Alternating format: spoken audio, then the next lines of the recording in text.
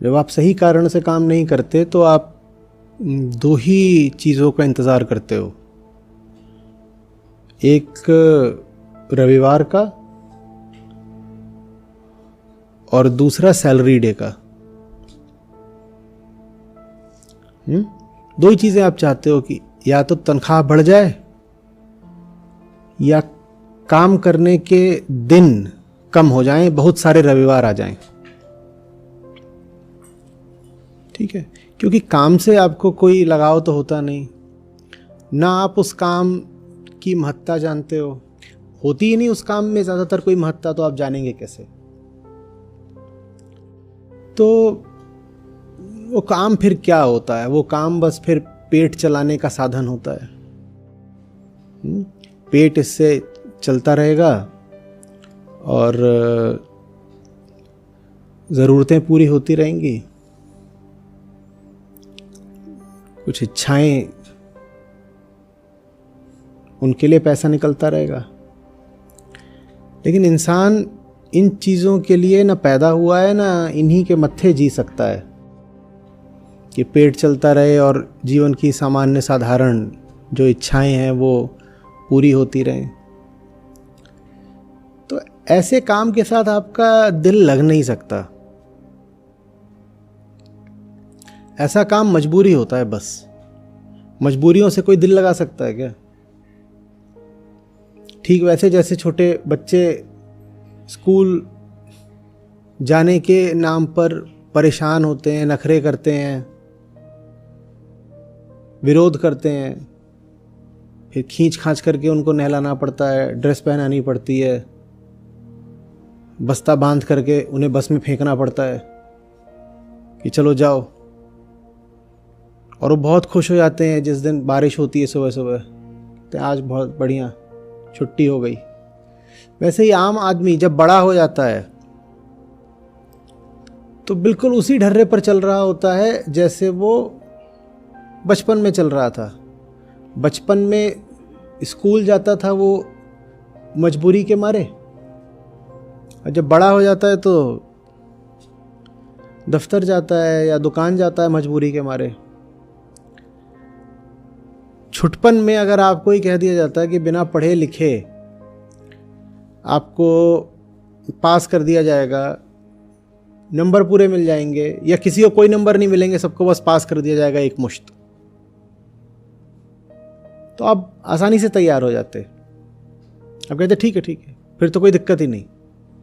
किताब उठाने का क्या है? किताब उठाते ही इसीलिए थे कि पास हो जाएं। अगर पास हो सकते हैं बिना किताब उठाए तो किताब नहीं उठाएंगे, किताबों से कोई प्रेम तो था नहीं। इसी तरीके से काम में अगर हमें ये बता दिया जाए कि पैसे मिल जाएंगे बिना कोई काम करे, तो कितने लोग हैं जो मना करेंगे? कहिए। पूरी सैलरी मिलेगी, काम कुछ नहीं करना है, कोई मना करेगा? क्योंकि मतलब ही सैलरी से है, काम से तो है नहीं। और दुनिया का 90-95 हो सकता है 99% काम ऐसा हो जो करने लायक है भी नहीं, तो उसको करके किसी का मन क्या शांत होगा?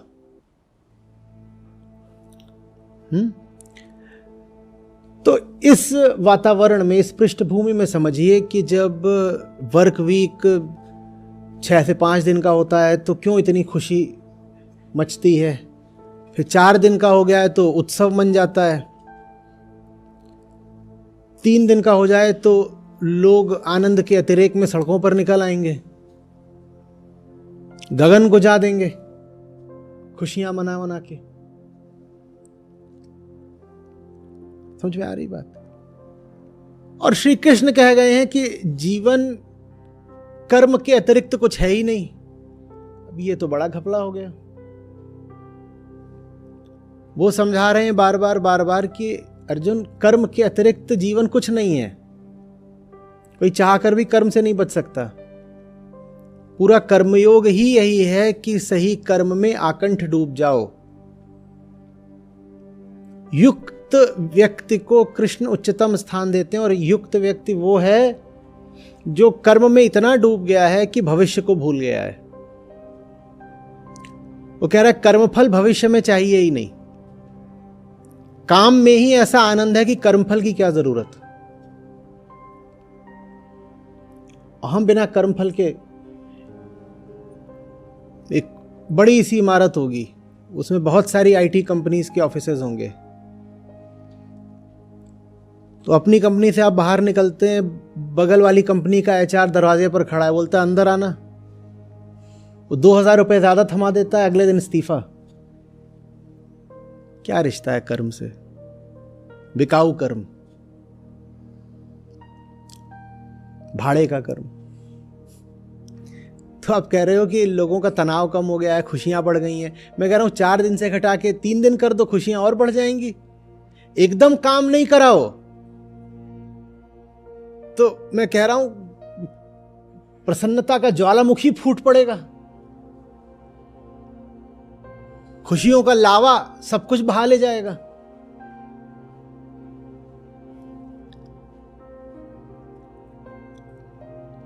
भाई हमने तो जिनसे सीखा है, गीताकार, वो तो हमसे कह गए हैं कि हफ्ते में 8 दिन काम करो।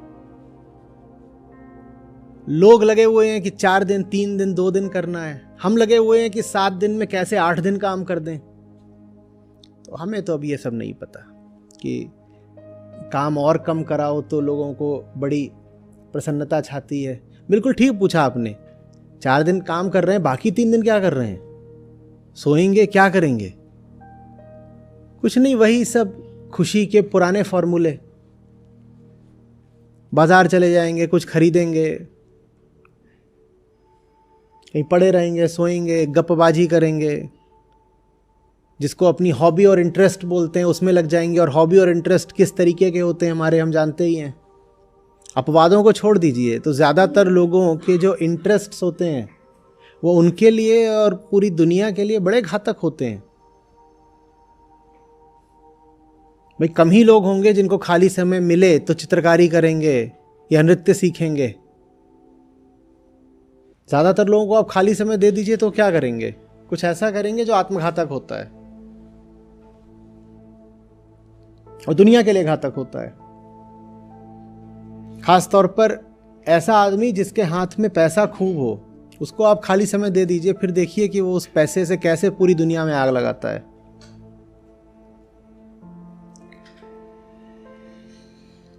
समझ में आ रही है बात?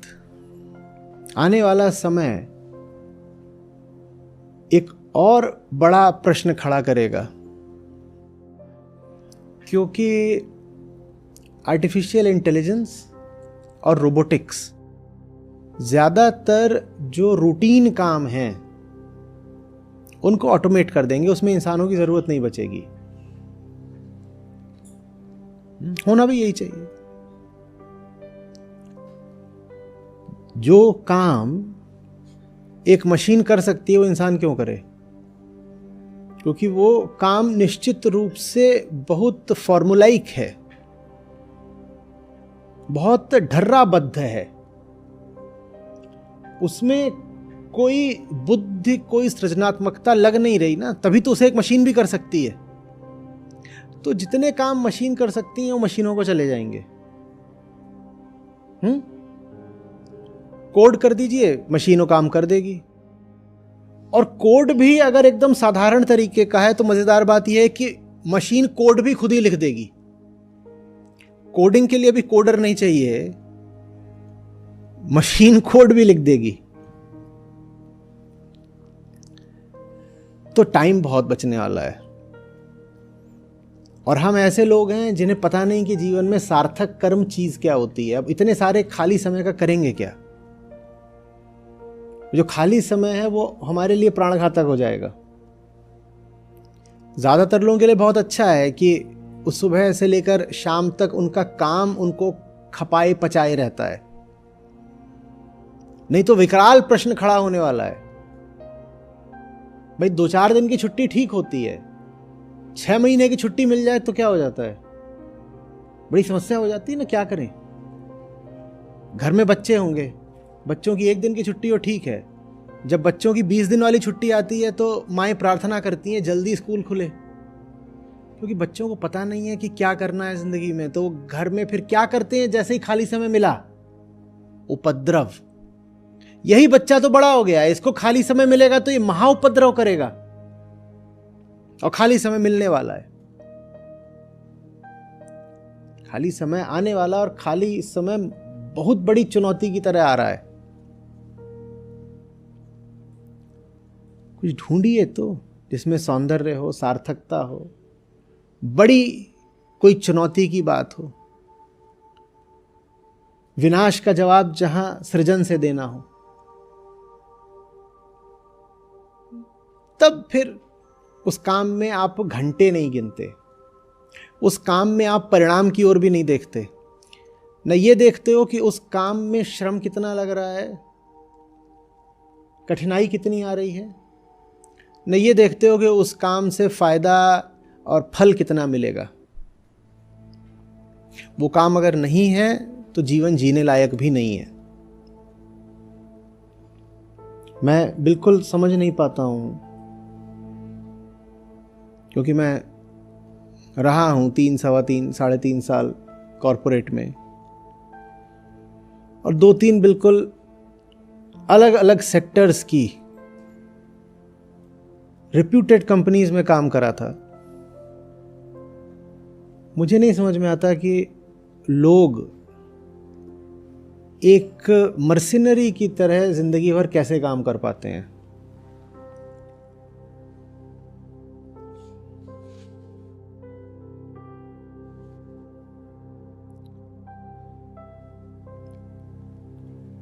आपको काम में मीनिंग, अर्थवत्ता ढूंढनी पड़ेगी,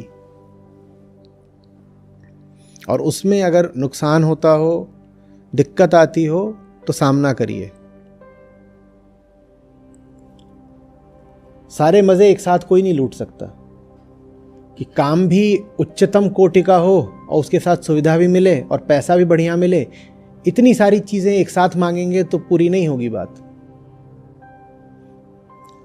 जो चीज सबसे आवश्यक है उसको सबसे ऊपर मांगिए, और उसको मांगने में अगर बाकी चीजों का बलिदान करना पड़े तो कर दीजिए। हम हर समय काम कर रहे हैं ना। अर्जुन को यही समझा रहे हैं वो, कि अर्जुन बेटा, कौन है जो कर्म से बच सकता है, बताओ। कोई नहीं बच सकता कर्म से। आप जब ये भी कहते हो आप कुछ नहीं कर रहे हो, उस वक्त भी आप कर रहे हो क्या? कुछ नहीं, क्योंकि करने वाला तो उस समय भी मौजूद है, उपस्थिति तो उसकी कहीं चली नहीं गई ना, कर्ता की। कर्ता तो है ही, बस ये हो सकता है कि उस समय उसका जो कर्म है वो थोड़ा अदृश्य है, सूक्ष्म है, पता नहीं चल रहा है, पर करता है तो कर्म होगा जरूर। कर तो आप रहे ही हो, बिना करे तो कोई एक पल नहीं रह सकता। जीवन का अर्थ ही है लगातार कर्म। तो जीने का मतलब है करना। जीना माने करना, सही जीना माने, प्रेम में जीना माने, सार्थक जीना माने सार्थक करना। हर चीज घूम फिर के कर्म पर आती है कि आप क्या कर रहे हो। आप ये नहीं कह सकते आदमी बढ़िया हूं, काम गंदा करता हूं। आदमी बढ़िया हूं लेकिन मेरे काम से मेरा कोई प्रेम का रिश्ता नहीं है, ये सब नहीं चलेगा। ऐसे नहीं होता। आप वही हो जो आप कर रहे हो। आपकी हस्ती क्या है? आपका कर्म। एक तो एकदम आत्यंतिक जवाब है इस प्रश्न का कि कोहम, मैं कौन हूं। आखिरी जवाब है मौन या आत्मा या सत्य। लेकिन उसका जो तात्कालिक जवाब है, व्यवहारिक जवाब है, वो ये है कि मैं वो हूं जो मैं कर रहा हूं। जो मैं कर रहा हूं वही मैं हूं, और क्या हूं। बाकी सब तो हवाई बातें हैं, किताबी। असली बात यह है कि मैं वही हूं जो मैं कर रहा हूं। तो आप जो कर रहे हैं उसका ताल्लुक सीधे सीधे आपकी हस्ती से है। आप वही हैं जो आप कर रहे हैं, और जो आप कर रहे हैं वो आपको इतना घिनौना लगता है कि आप उससे हफ्ते में 3-4 दिन भागना चाहते हैं। तो घिनौने काम का सीधा अर्थ हुआ, घिनौने काम का सीधा अर्थ हुआ घिनौना जीवन। काम अच्छा होता तो आप उससे इतना भागना क्यों चाहते? काम गड़बड़ है तभी तो आप उससे भाग रहे हो ना। अच्छी चीज से भागा जाता है। चीज़ गड़बड़ होती है तभी तो उससे भागते हैं। काम अगर गड़बड़ है तभी उससे भाग रहे हो, और काम गड़बड़ है तो माने जिंदगी गड़बड़ है, और जिंदगी गड़बड़ हो गई तो फिर बचा क्या? क्या बचा? जो आदमी अपने काम से भाग रहा हो, सोचो कैसी उसकी दयनीय अवस्था है। जिंदगी से भाग रहा है, जिंदगी में ही कुछ नहीं उसकी।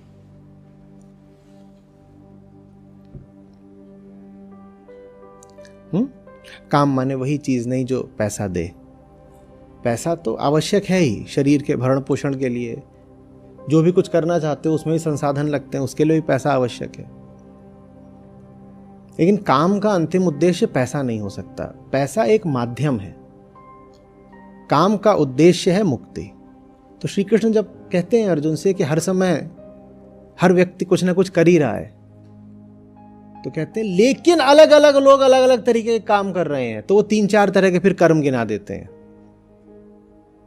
कहते हैं निषिद्ध कर्म भी करने वाले बहुत बैठे हुए हैं, अकर्म करने वाले बैठे हैं, विकर्म करने वाले बैठे हैं, पर अर्जुन तुम तो करना निष्काम कर्म। कुल बात समझ में आ रही है? कर्म तो सभी कर रहे हैं, अनिवार्य है कर्म। बिना कर्म करे कोई नहीं एक पल भी रह सकता। जब तक देह है और चेतना है देह में, तब तक कर्म तो निश्चित है। तो फिर प्रश्न क्या बचता है कि कर्म की कोटि क्या है, कर्म की गुणवत्ता क्या है? और एक ही प्रकार का कर्म है जो आपकी जिंदगी को सार्थक कर सकता है, उसको क्या बोलते हैं? निष्काम कर्म। तो अपने कर्म की गुणवत्ता पर कड़ी नजर रखिए।